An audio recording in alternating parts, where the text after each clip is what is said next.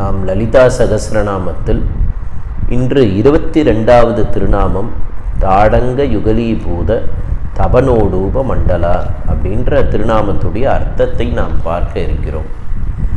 தாடங்கம் என்பது நமக்கு தெரிஞ்சது தான். காதில் ஒரு பெண்மணி சூடிக்கொள்ளக்கூடிய ஒரு விஷயம். அந்த தாடங்கத்திற்கு தனி பெருமை உண்டு. ஏன்னா அது ஒரு சௌபாக்கியமான ஒரு வஸ்து. சௌந்தரிய லகரியில் ஆதிசங்கர பகவத்பாதால் அம்பாளுடைய தாடங்கத்துடைய சிறப்பை தனி ஸ்லோகத்தில் விவரிக்கிறார்.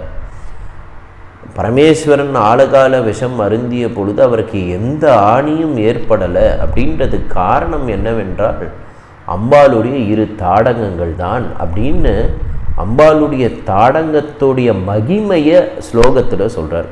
அப்பேற்பட்ட சிறப்பு அம்பாளுடைய தாடங்கத்துக்கு இருக்கிறது. ஒரு தாடங்கம் சூரியனாகவும் ஒரு தாடங்கம் சந்திரனாகவும் அம்பாளுக்கு விளங்குகிறது. அதே போல் அம்பாளுடைய 2 கண்களுமே அப்படி தான். ஒன்று சந்திரனாக இருக்குது, ஒன்று சூரியனாக இருக்கிறது.